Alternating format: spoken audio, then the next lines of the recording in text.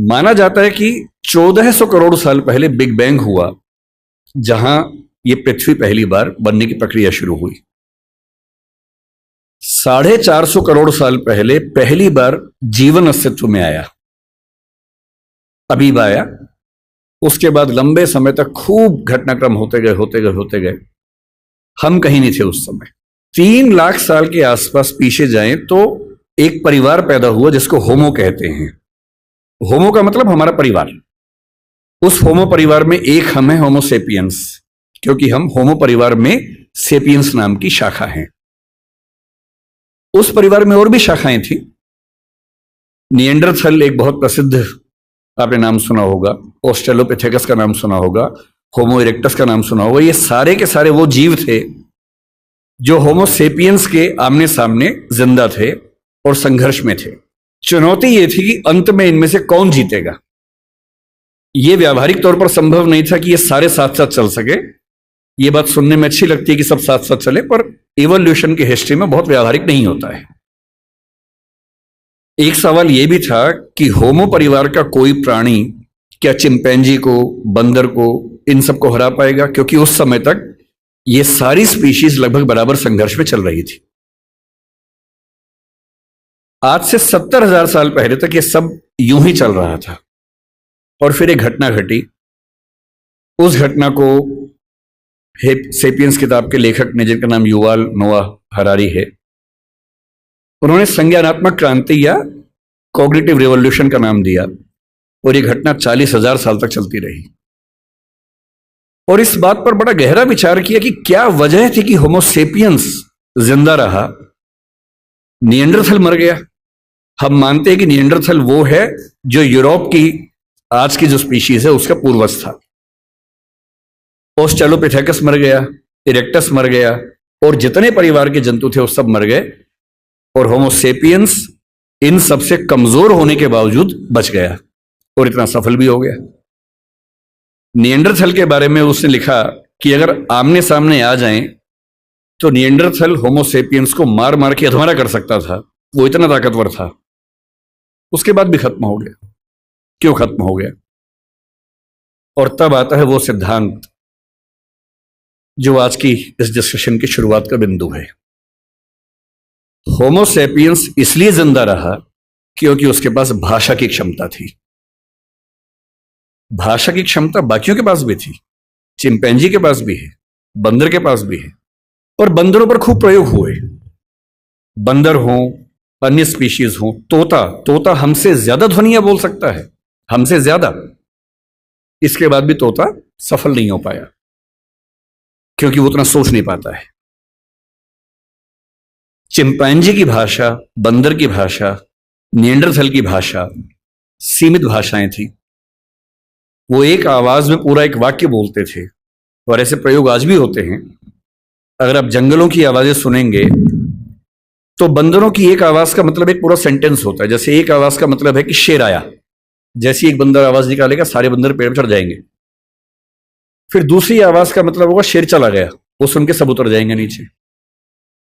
भाषा वैज्ञानिकों ने वो आवाजें रिकॉर्ड कर ली और एक बार अच्छे म्यूजिक सिस्टम से एक जंगल में जाके आवाज प्ले कर दी, शेर आया।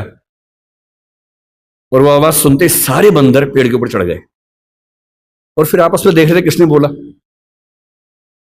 और 10-15 मिनट के बाद दूसरी आवाज प्ले की, शेर चला गया, सारे बंदर नीचे उतर गए। एक आवाज, एक वाक्य।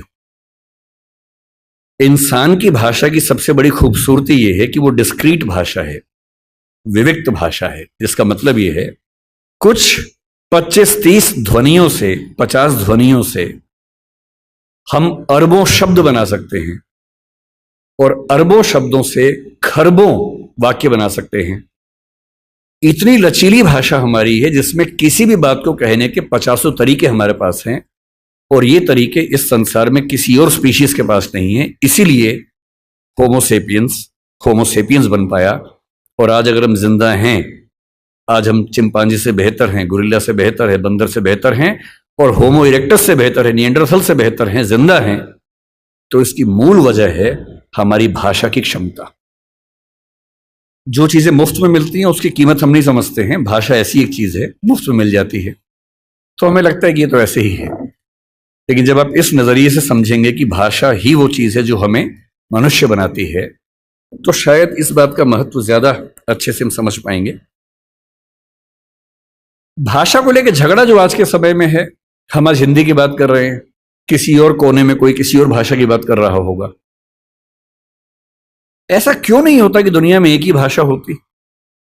ऐसा क्यों है कि भाषाएं बहुत सारी हैं? ना बहुत सारी भाषाएं होती ना झगड़े होते, सब एक ही भाषा बोल रहे होते। सोचने में कितना अच्छा लगता है। तो ओल्ड टेस्टामेंट में जो यहूदियों का बाइबल का हिस्सा है, उसमें कहानी आती है, उसको बोलते हैं बेबीलोनिया की या बाबिल की कहानी।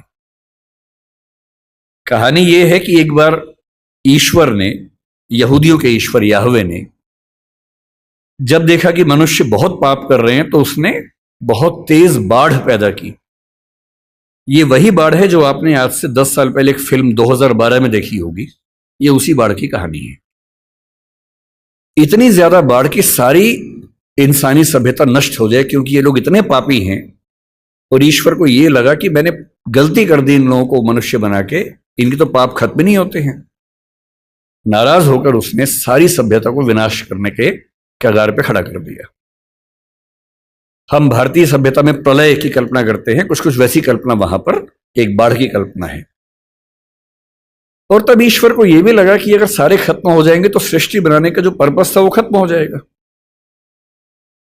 तो ईश्वर ने अपने एक नबी को भेजा जिनका नाम था नूह या नोआह। ये युवाल नोआह हरारी के बीच में भी जो नाम है नोआह, ये वही नोआह नाम है। और उनसे कहा कि तुम जाओ, जितनी भी स्पीशीज है उन सब की एक एक पेयर को बचा लो, ताकि सभ्यता को फिर से शुरू कर सके।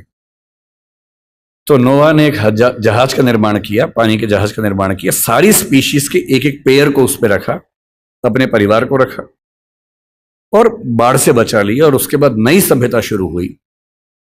और जब नई सभ्यता शुरू हुई तो बेबीलोनिया के राजा के मन में एक विचार आया कि अगर हम एक इतनी ऊंची मीनार बना लें कि किसी भी बाढ़ में हम डूबे ही नहीं, तो चिंता खत्म हो जाएगी। तो बाबेल नाम के स्थान पर, बेबीलोनिया का स्थान था, एक टावर बनना शुरू हुआ। यह बाइबल में जेनेसिस की कहानी है।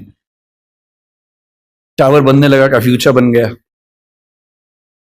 और बनते बनते ईश्वर को यह लगा कि यह मेरी शान में गुस्ताखी हो रही है, क्योंकि मैं बाढ़ ले आऊंगा उससे बचने के लिए, ये मेरे खिलाफ साजिश कर रहे हैं। तो ईश्वर ने क्या किया, एक कमाल कर दिया। उसने उस टावर पर काम करने वाले व्यक्ति और बाकी व्यक्तियों को भाषाओं में बांट दिया, ताकि वो एक दूसरे की बात ना समझ सके।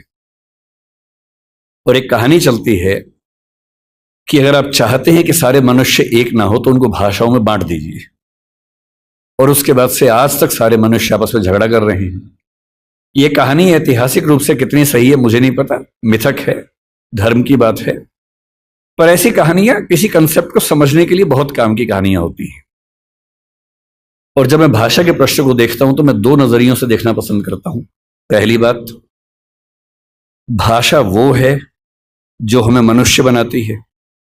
और इस संसार में जहां 3 ट्रिलियन या 1 ट्रिलियन स्पीशीज संघर्ष करती हैं, उनमें हमें सबसे ज्यादा मजबूत बनाती है।